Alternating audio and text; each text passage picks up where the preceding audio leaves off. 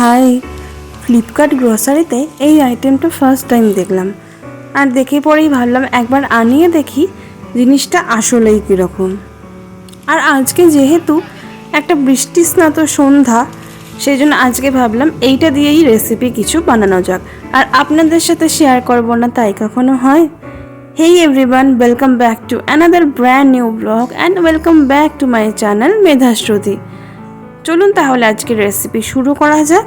তার জন্যই প্রথমে আমরা এখানে পনির নিয়ে নিয়েছি। পনিরগুলোকে এরকম কিউবস আকারে শেপ দিয়ে আর একদিকে কড়া বসিয়ে গরম করে এর মধ্যে দিয়ে দেওয়া হচ্ছে অলিভ অয়েল। আর আজকে রান্নাটা আমরা করব একদম হেলদি ওয়েতে, তাই অলিভ অয়েলের ইউজ করা হচ্ছে। আর হ্যাঁ, যেহেতু পনির বাটার মশলা হবে তাই তার সাথে আমরা দিয়ে দিলাম একটা বাটারের কিউব। বাটারটা মেল্ট হয়ে গেলেই এর মধ্যে কেটে রাখা পনিরগুলো দিয়ে দেওয়া হলো ভাজতে। আর একদিকে করা হচ্ছে ভেজিটেবলসগুলো চপ। এই যে এদিকে টমেটো আর ক্যাপসিকাম কাটা হয়ে গেছে। আর 50% মতন পনিরগুলো ভাজা হয়ে যাবে, তখন আমরা এখানে মিশিয়ে দেব কেটে রাখা পেঁয়াজ, টমেটো এবং ক্যাপসিকাম। আর এই ক্ষেত্রে বলে রাখা ভালো, আমরা কিন্তু এখন পেঁয়াজটা দিচ্ছি না, কারণ আমরা পেঁয়াজটাকে চপ করে নয়, পেঁয়াজটাকে আমরা গ্রেট করে দেব, যাতে করে পেঁয়াজটা দিয়ে খুব সুন্দর একটা গ্রেভি স্মুথ তৈরি হয় আর খুব তাড়াতাড়ি সেদ্ধ হয়ে যায়। সেই জন্য পেঁয়াজটাকে এখানে আমরা গ্রেটারে গ্রেট করে নিচ্ছি। আর আজকে আমাদের রেসিপি হচ্ছে রেডিমেড কুলচা দিয়ে পনির বাটার মশলা। পেঁয়াজ গ্রেট করা কমপ্লিট। এখানে আমরা একটা গোটা পেঁয়াজ গ্রেট করেছি আর এখন গ্রেট করে রাখা পেঁয়াজটা মিশিয়ে দেওয়া হলো, ক্যাপসিকাম আর পনির আর তার সাথে টমেটো একটু ভাজা ভাজা হয়ে গেলেই আমরা পেঁয়াজটাকে মিশিয়ে দিলাম। এরপর দেওয়া হলো স্বাদ মতন লবণ, হাফ চামচ পরিমাণ হলুদ গুঁড়ো আর একটুখানি দেওয়া হচ্ছে এখানে হিং পাউডার।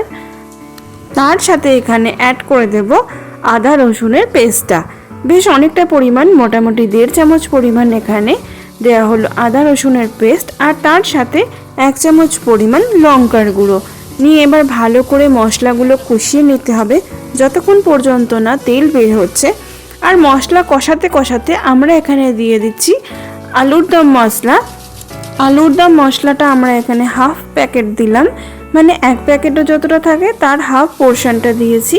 আর এরপর সামান্য জল দিয়ে ভালো করে মশলাগুলো কষিয়ে নিতে হবে। আর আপনাদের কাছে যদি পনির বাটার মশলা থাকে তাহলে আপনারা আলুর দম মশলার পরিবর্তে পনির বাটার মশলাটাও ইউজ করতে পারেন। মশলা কষানো আমাদের হয়ে গেছে আর এখন আমরা দিয়ে দিচ্ছি সামান্য পরিমাণে জল, হাফ কাপ মতন দিয়ে এবার পনিরটাকে সেদ্ধ করতে দিতে হবে। আর এই যে উপকরণগুলো বললাম সবটাই কিন্তু আমরা 200 গ্রাম পনিরের অ্যাকর্ডিং রেখেছি। মোটামুটি 5 মিনিট সেদ্ধ হয়ে যাবার পর আমরা এখানে দিয়ে দিলাম 1 চামচ পরিমাণের গুঁড়ো দুধ। আর এ তো আমরা সবাই জানি গুঁড়ো দুধ বেশ একটা ক্রিমি টেক্সচার আনবে পুরো গ্রেভিটার মধ্যে, আর খেতেও খুব সুস্বাদু হয়, যে কারণে হালকা মিষ্টি ভাব তো অবশ্যই থাকে। ব্যাস, এরপর আমরা একটু ঢাকা দিয়ে ফুটতে দিলাম, দুধটা যাতে একটু ভালো করে মেল্ট হয়ে যায়। আর এরপর দেখুন মোটামুটি 1 মিনিট পর ফুটতে শুরু করে দিয়েছে পনিরটা। এখন গ্যাস অফ করে ধনে পাতা দিয়ে আমরা গরম গরম নামিয়ে পরিবেশন করব আমাদের আজকের মনসুন স্পেশাল ডিনার রেসিপি পনির বাটার মশলা। এটার উপর থেকে নামিয়ে পরে আপনারা বাটার দিয়ে পরিবেশন করতে পারেন। আমাদের কিন্তু রান্না একদম রেডি। চলুন এবার নামিয়ে নেওয়া যাক। আর কি মিষ্টি একটা গন্ধ আসছে, দেখতেও সেরকম সুন্দর হয়েছে। আর হ্যাঁ, আপনারা চাইলে এটার ওপর থেকে কাসৌরি মেথিও দিতে পারেন। আমরা কাসৌরি মেথি অতটা ইউজ করি না, তাই দিলাম না। আর এটা তো আপনারা জানেনই, 1 মিনিট স্ট্যান্ডিং টাইমের জন্য আমরা ঢেকে রাখি যাতে গন্ধটা প্রথমে উবে না যায়। আর তারপর নামিয়ে নিয়েছি। এই দেখুন কতটা বিউটিফুল দেখতে লাগছে, বেশ একটা রিচ ক্রিমি ব্যাপার হয়েছে, একদম বর্ষার রাত্রের জন্য পারফেক্ট। চলুন তাহলে এবার চলে আসি এই কুলচাটা বানানোতে। আর এটাই তো আজকের হট টপিক, এটার জন্যই তো আজকের ব্লগটা করা বিশেষ করে। এই কুলচা ব্রেডটা কিনেছিলাম হচ্ছে ফ্লিপকার্ট থেকে, যেটার দাম নিয়েছিল 24 টাকা। 1 প্যাকেটে 2টো ব্রেড দেওয়া থাকে। এই দেখুন সামনেটা এরকম দেখালাম আর পেছনটা হচ্ছে কিছুটা এরকম। আর এই যে কেটে এবার বার করছি। তো এইটা হচ্ছে মরিসের কুলচা ব্রেড, আর যেহেতু ওটা একদম নতুন সেই জন্য না, মানে একদম নতুন জিনিস, নিউ ট্রেন্ড, সেই জন্য এটার ওপরেই একটা ইমেজ দেওয়া আছে এই প্লাস্টিক র্যাপটার ওপরেই, যে আমরা কিন্তু এই কুলচা ব্রেডটাকে ওই ছোলের সাথে, মানে ওই চানা মশলার সাথে সার্ভ করতে পারি ইজিলি, ওই তার সাথে স্যালাড আর রায়তা, এরকমই ছবিটা দেওয়া আছে। বাট আমরা এটাকে একটু ডিফারেন্টভাবে সার্ভ করব, কারণ আমরা করব এটাকে পানির বাটার মশলার সাথে। আর এখানে যে ইনস্ট্রাকশনটা দেওয়া আছে যে এমনি মানে একটু হিট আপ করলেই এটা হয়ে যাবে রেডি, বাট আমরা একটু সেঁকার সঙ্গে সঙ্গে ফ্রাইং প্যানে একটু বাটারও দিয়ে দিচ্ছি, তাহলে বেশ একটা সুন্দর স্মেল আসবে আর একটু ভালো মানে ক্রিস্পি ভাজাটা হবে। এটা একদম রেডি করাই আছে, মোটামুটি ওই 30 সেকেন্ড থেকে 1 মিনিট মতন একটু সেঁকে নিলেই একদম রেডি হয়ে যাবে। আর এই কুলচার বেসটার ওপরে না ওই একটু দেওয়া আছে লঙ্কা গুঁড়ি আর একটু আজওয়াইন, বাট বেশ সুন্দর খেতে, খুব ফ্লাপি সফট। আর আমি বসে পড়েছি একদম আমার ডিনার নিয়ে।